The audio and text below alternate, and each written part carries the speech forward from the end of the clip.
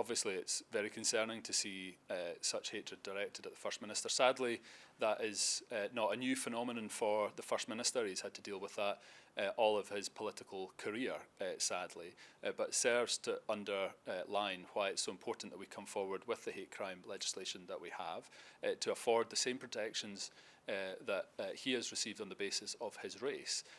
to those other protected characteristics such as age, such as disability,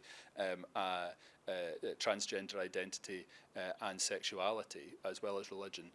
so that people can be afforded the protection from the rising tide of hate that sadly we are seeing not just here in Scotland but across the UK, and why its implementation this week is so important. I think there is an increasing phenomenon of targeting of politicians, but I don't think we are in any way unique. I think there is unfortunately a targeting of people right across society for that social media driven harassment and hatred, and that's why it's so important that we tackle it. We don't just stand by and accept it, and why the hate crime legislation is so important in that regard. Unfortunately, there's been far too much misinformation around what the hate crime legislation actually does. It serves to extend the rights that have existed for people on the basis of their race to other protected characteristics. So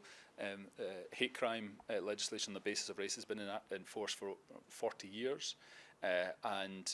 I think extending it in a balanced way that protects freedom of expression has an additional protection of a reasonable person test, and actually has a higher bar to pass for criminality than is in existence for race, I think is the right step forward, affords protection for people on the basis of their age, their disability, their religion, their sexuality or their transgender identity for the first time, and means that I hope we are coming forward to tackle this rising tide of hatred that unfortunately is permeating across the UK.